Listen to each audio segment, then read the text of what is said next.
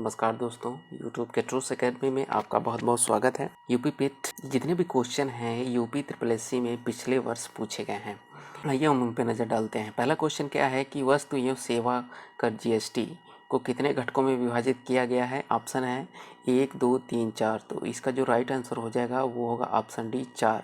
कितने घटकों में है तो 4 होगा। ठीक, ओके, राइट। अगला क्वेश्चन है कि भारत के किस राज्य ने सर्वप्रथम पंचायती राज्य की शुरुआत की थी। ऑप्शन है गुजरात, राजस्थान, मध्य प्रदेश, तमिलनाडु। इसका जो राइट आंसर हो जाएगा ऑप्शन बी राजस्थान। कौन सा होगा? राजस्थान। भारत के किस राज्य ने सर्वप्रथम पंचायती राज की शुरुआत की थी? तो ऑप्शन बी राजस्थान। चलिए अगला क्वेश्चन क्या है कि किस घटना के बाद महात्मा गांधी ने असहयोग आंदोलन वापस ले लिया था। तो ऑप्शन है हमारे पास चौरी चौरा, खेड़ा सत्याग्रह, नागपुर सत्याग्रह, राजकोट सत्याग्रह। तो इसका जो राइट आंसर हो जाएगा वो हो जाएगा चौरी चौरा घटना के बाद उन्होंने आंदोलन वापस ले लिया था। ये कब हुआ था? चौरी चौरी घटना 4 फरवरी सन 1922 को। कब हुआ था? 4 फरवरी 1922 को हुआ था। चौरी एक क्वेश्चन ये भी पूछा जा सकता है कि चौरी चौरा कहाँ पड़ता है। तो जो चौरी चौरा है वो गोरखपुर में पड़ता है। चलिए अगला क्वेश्चन क्या है कि हर्षचरित के रचयिता कौन है। तो इसका जो राइट आंसर हो जाएगा वो हो जाएगा बाणभट्ट। हर्षचरित के जो रचयिता है वो कौन है? बाणभट्ट, यानी कि ऑप्शन सी हमारा सही हो जाएगा। चलिए अगला क्वेश्चन है कि पृथ्वी की बहन किस ग्रह को कहा जाता है। बुध, शुक्र, मंगल, प्लूटो। तो इसका जो राइट आंसर हो जाएगा ऑप्शन बी शुक्र। शुक्र को हम भोर का तारा भी कहते हैं या सांझ का तारा भी कहते हैं। चलिए अगला प्रश्न है कि वैदिक सभ्यता किस नदी के किनारे विकसित हुई। तो जो इसका राइट आंसर हो जाएगा ऑप्शन डी सरस्वती नदी के किनारे विकसित हुई। वैदिक सभ्यता जो विकसित हुई वो सरस्वती नदी के किनारे विकसित हुई। चलिए अगला क्वेश्चन है कि गुप्त काल में चांदी के सिक्कों को क्या कहा जाता था। गुप्त काल में चांदी के सिक्कों को क्या कहा जाता था? ऑप्शन ए दिनार, ऑप्शन बी रुपयक, ऑप्शन सी शतमान, ऑप्शन डी कृपाण। तो इसका जो राइट आंसर हो जाएगा वो ऑप्शन बी हो जाएगा रुपयक। गुप्त काल में चांदी के सिक्कों को क्या कहा जाता था? रुपयक कहा जाता था। चलिए अगला क्वेश्चन है कि आकाश नीला किसके कारण दिखाई देता है। तो जो इसका राइट आंसर हो जाएगा वो ऑप्शन बी हो जाएगा वातावरण में वायु के कणों द्वारा सूर्य प्रकाश का प्रकीर्णन। ये ऑप्शन बी हो जाएगा। चलिए अगला क्वेश्चन क्या है कि संविधान दिवस कब मनाया जाता है। संविधान दिवस कब मनाया जाता है? तो इसका राइट जो आंसर हो जाएगा वो हो जाएगा 26 नवंबर को। 26 नवंबर को हम संविधान दिवस मनाते हैं और इसलिए हमारा ऑप्शन ए सही हो जाएगा। चलिए अगला प्रश्न है उत्साह के लक्षणों में कौन सा हार्मोन अधिक मात्रा में स्रावित होता है।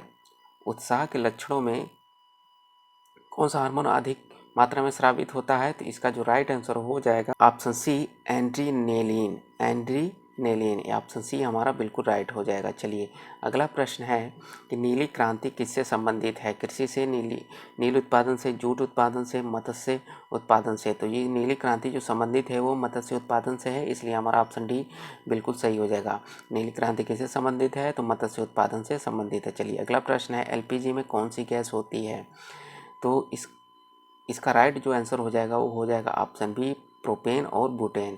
एलपीजी में कौन सी गैस होती है? तो प्रोपेन और बुटेन होती है।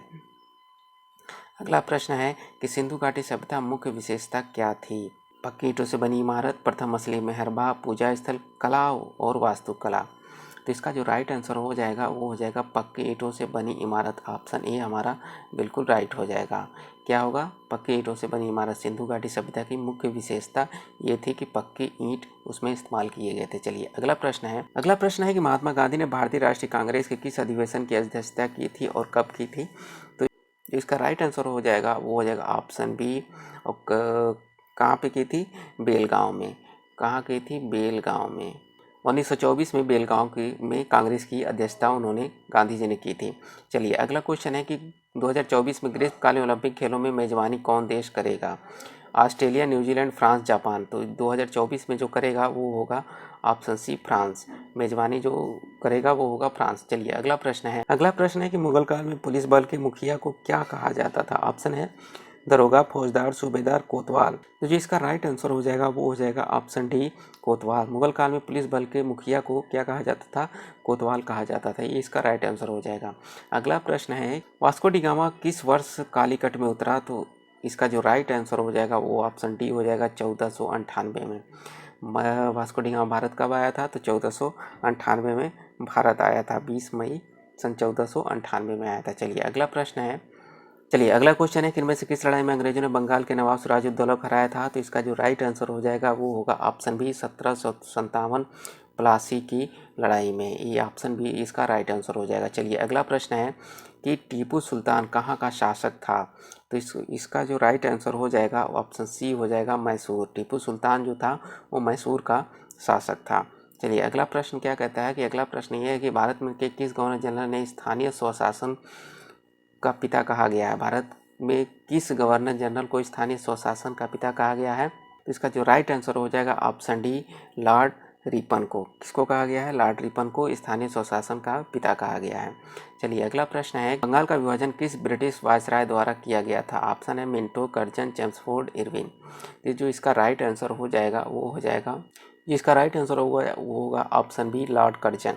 और कब हुआ था? 1905 में इसका बंगाल विभाजन हुआ था।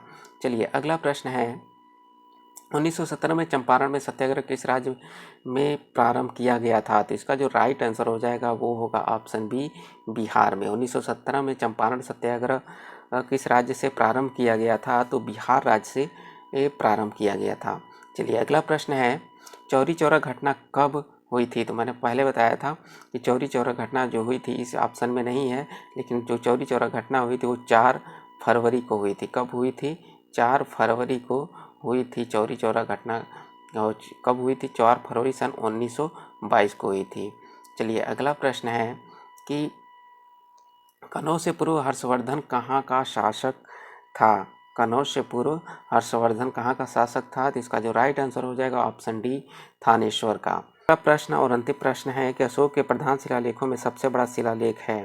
तो वो 11वां, 12वां, 13वां, 14वां। तो जो सबसे बड़ा शिलालेख है वो होगा ऑप्शन सी 13वां।